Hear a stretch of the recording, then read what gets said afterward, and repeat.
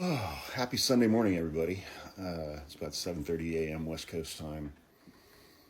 What is today, the 29th?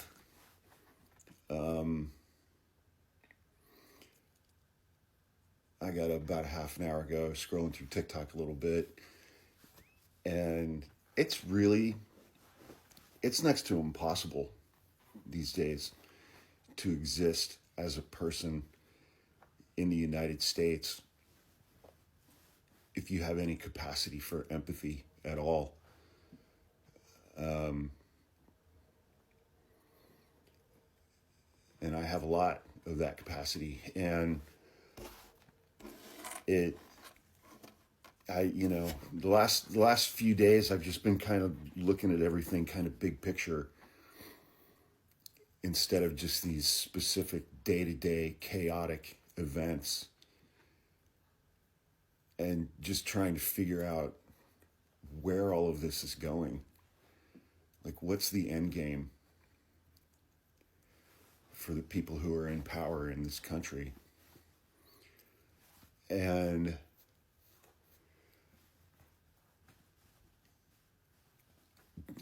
the answers that I'm coming up with are not great. They're really not good at all. I mean, the people who are in power in this country are doing everything they can to make this country into a third world country for like the bottom 85% of us. And it's been really, really, really challenging over the last month or so because when I pay attention to the day-to-day stuff, I'm just in a rage. I'm just in an absolute rage for what the people in power are doing to people in this country. Between all of the horrific ICE raids that we get to see on social media and the absolute disgusting behavior of these ICE agents, whoever they are, Proud Boys, J6ers, Oath Keepers, bounty hunters, and just the disgusting lack of humanity for anyone that they are being paid to exhibit. And I mean, I'm also seeing videos from people who are really struggling financially in this country, working more than full time, trying to raise kids. And even though they're working 50 hours a week, they still qualify for food stamps and they still qualify for Medicaid benefits. And now those benefits are being cut.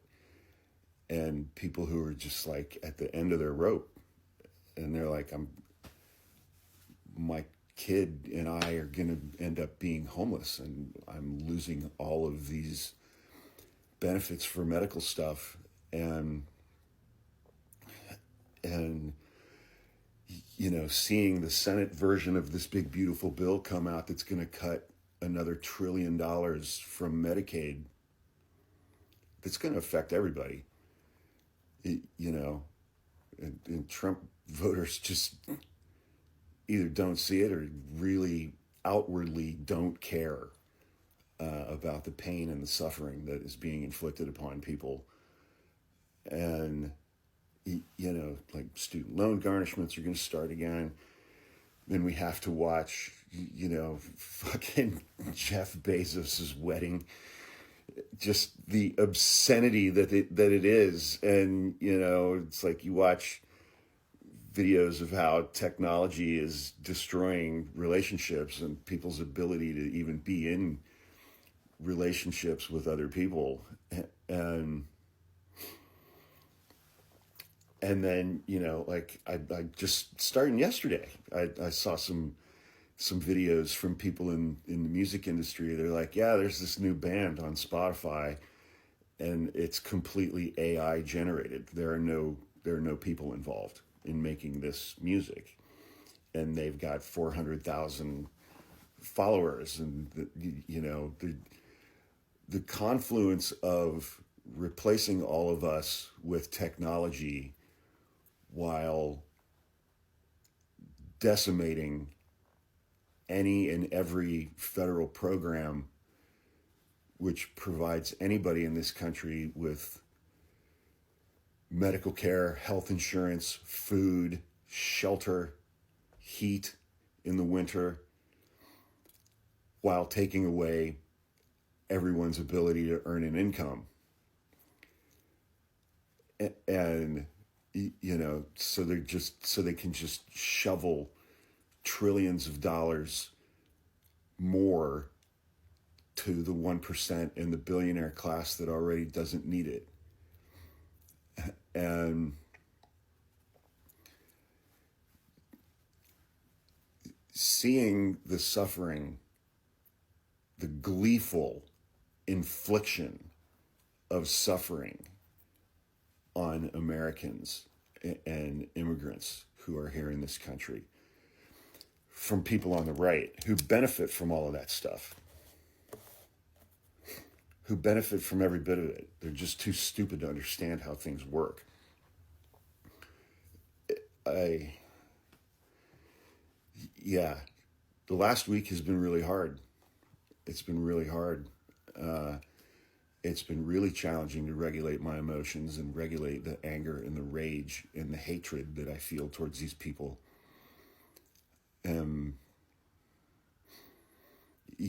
But at the same time, it's like I don't want to lessen that because I don't want to be comfortable with any of this.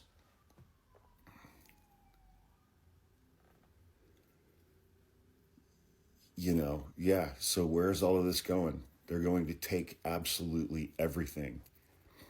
They're going to take your jobs. They're going to take your income. They're going to take your benefits. They're going to take your food.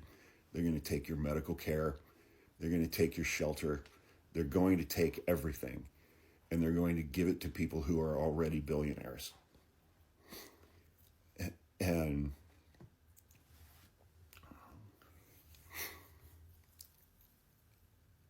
And half of this country is stupid and gullible enough that they're cheering all of that on right now because the consequences haven't landed on them yet.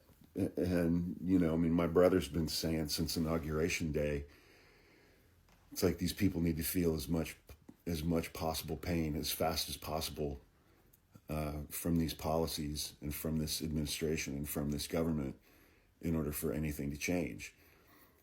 And, I still believe that the change in this country is not going to come from the left. The change that needs to happen in this country is going to have to come from the people who voted for this and from them experiencing the consequences of their actions and experiencing the consequences of what they voted for.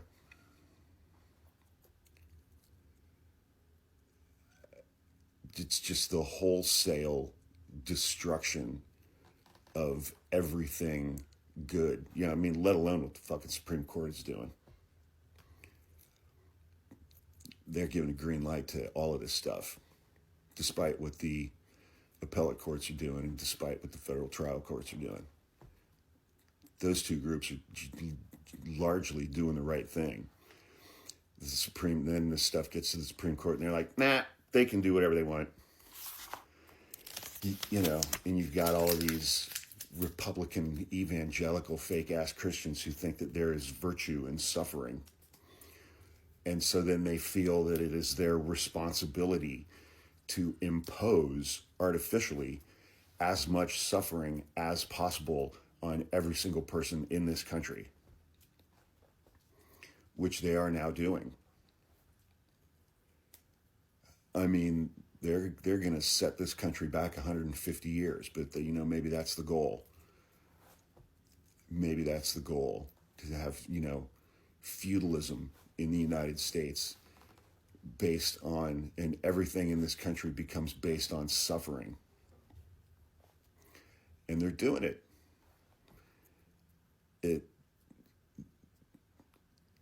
Watching it happen, seeing it happen, seeing the pain that's being inflicted with such enthusiasm and gleefulness. Anyway, apart from that, happy Pride. Have a great Sunday. and I'll try to brighten my mood.